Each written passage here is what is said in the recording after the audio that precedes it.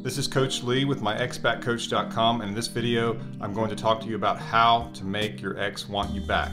Take a second and click the subscribe button below so that you can be notified when I have more content that's helpful to your situation.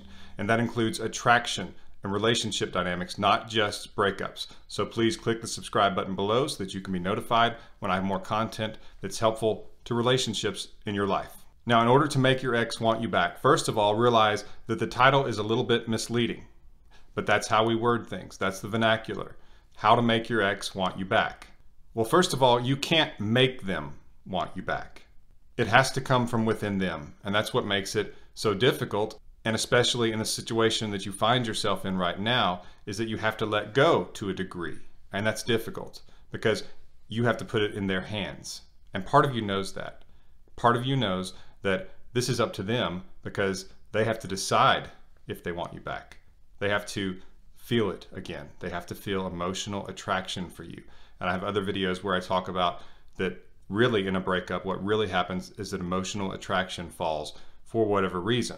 The other kind of breakup, which would be for purely rational, logical reasons, like situational problems or things that the other person won't change or things that you won't change, that's an easier breakup to deal with if those changes can be made. But when emotional attraction has fallen, you really have to let go, and the other person has to want you back from within themselves. It's not something that you can make happen. However, you can certainly make it easier for them. You can certainly attract them or re-attract them. You can actually allow them to want you back. And a lot of this is human nature. This is not manipulation. This is not a game. This is not something that I'm saying works every time or hypnotizes them. It works a lot. It works a whole lot because I get to see it work. But it's not something where you're playing mind games with them. It's actually a very mature response to a breakup. And so I'm going to go over how you can get your ex to want you back. So the first thing that you have to do to get your ex to want you back is to give them the breakup. And what I mean by that is that, yes, when they first break up with you, you may respond with some emotion. You may try to talk them out of it. You may push back a little bit, and that's fine. As a matter of fact, I usually tell people, if you don't want the breakup, you should push back at the breakup event. But then, after a short time where you realize that your soon-to-be ex is set on the breakup and that they are hardened in their mind to the breakup because they've been thinking about this for some time. This is very unlikely to be something that they just woke up and thought, I'm going to break up with the person I love today. That's not how it works. Usually it's been a long time coming. And so you can't just undo it like that. It takes time. So your words at the moment trying to talk them back into it are pretty fruitless. That being said, a little bit of pushback is a good thing because you do want them to know that this is what you want. You want to be with them.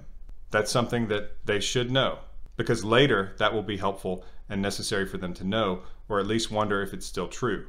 But after you have expressed that you believe the two of you are great together and you want this and they want the breakup, you must give them the breakup. It's difficult, but you must say to them, I understand and I don't agree, but I respect your decision. Something like that. Now, I understand a lot of you, maybe even most of you, have already had that moment, the breakup event, where the person's broken up with you. And you might have begged and pleaded and wanted to talk to them again, and maybe you've talked to them several times about it. And what I'm telling you is that now, at this moment, you need to give them the breakup. So that means you stop trying to get them back, you stop begging and pleading. If you do have an interaction set up with them, then you need to tell them, I understand what you feel, and I respect your decision, even though I don't agree with it.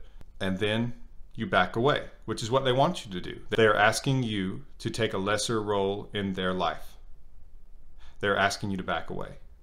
And that's what you must do. When someone wants you out of their lives, or at least involved to a much lesser degree, your only option is to do it, or else you're annoying them. You're practically stalking them. You are uninvited, and so you are intruding. And you must not intrude. That's really the core principle here. In relationships, you must never intrude. You only go where you are invited and where you are wanted. So you give them the breakup. And it feels like you have lost everything. And they do not feel lost right away because they are in control. This is what they wanted. They wanted the breakup, so they don't feel the loss. They feel control. And a lot of times they even feel empowered, and their ego gets a stroke from it because they have broken up with you. So they feel that in some ways you are inferior. In some ways you are not as attractive as they want the person to be who they are with. However, by not going where you're not wanted, by not intruding, you open a beautiful door. You allow the other person to miss you. When you're not there, they can miss you. When you are there, when you are intruding, they want you gone. When you're not there, they can miss you. So if the relationship was good, if you thought that you two had a good thing, then here's your opportunity. Let them miss you. Let them miss your presence. Let them miss the relationship. You begin to gain a little bit of ground in this area. It starts off where, as I discussed in another video that I have and an article on my website, myexbackcoach.com, I talk about the stages that your ex will go through during no contact, which is what you're doing. You're not contacting them. You're not intruding because they don't want you there. And they go through stages. The first stage is relief, where they're just glad that they got the breakup over with because they didn't want to hurt you. It was awkward. It's not something that people look forward to. Dumping someone is not fun unless you have some serious mental and emotional issues. But most likely, your ex was not looking forward to it. They didn't want to hurt you. They didn't want to give away a relationship that they had invested a lot into, but they felt that it was necessary. And so for a short time, they feel relief. They got it over with. They're going to move on with their lives. They are set on it. But you don't play ball. You back away. And so the relief period doesn't last very long, and they move into curiosity as to why you're not chasing, why you're not contacting them. Well, it's because hopefully you listened to me and you're not intruding into the life of someone who doesn't want you there, or at least that's what they said, but we're going to show them otherwise. And so they go from curiosity into the stage of missing you and some of these other things that I'm going to talk about. And that is how you can make your ex want you back. So let's go forward in this process. As your ex starts to miss you, you are actually letting them experience the breakup.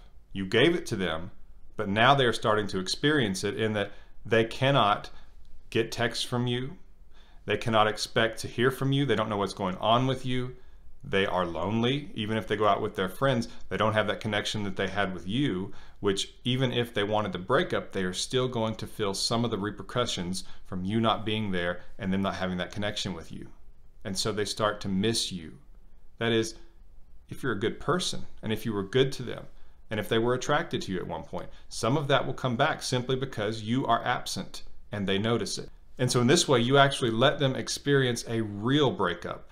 When you're chasing and begging and pleading and constantly reaching out to them, trying to have a talk with them, telling them you want them back and this is how it can work, and writing them letters and showing up where they work or where they live, they're not experiencing the breakup because you won't go away. You are intruding. And so they're not experiencing the breakup. It's a fake breakup where they've told you they want to break up, but you won't go away. And so they don't really get to experience it and know that they don't want it. And so this is where they start to lose some of that control because they are missing you. And their mind is wondering, are you going to reach out to them? Are you going to fight for them? Are you going to chase them? And actually, you are going to fight for them. It's far more difficult than giving in and reaching out, or giving in and having to talk with them because it feels good. It feels like you're getting somewhere, but you're really just that hamster on the wheel. You're not getting anywhere. It's the illusion of action.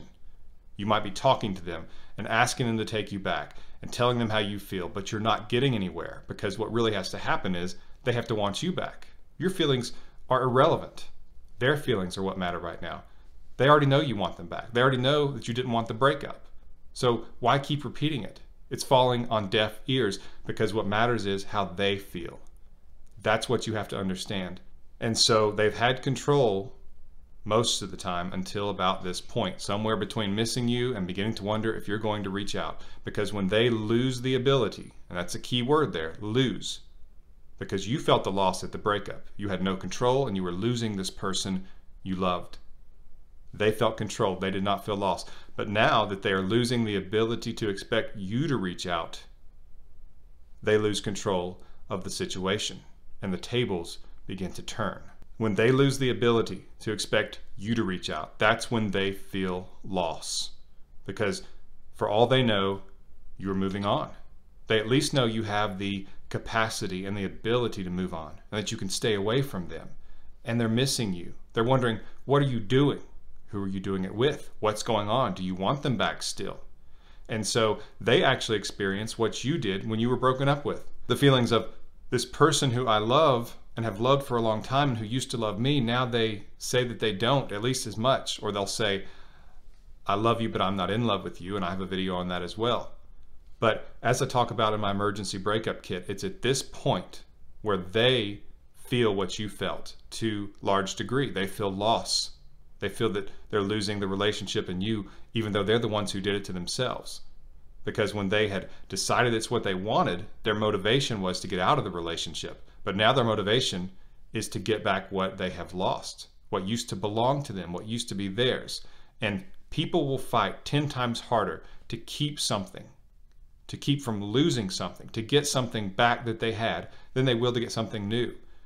That's human nature. And they say that you don't know what you have until it's gone, and that's very true. In this situation, you are allowing your ex to see what they had and to want it back.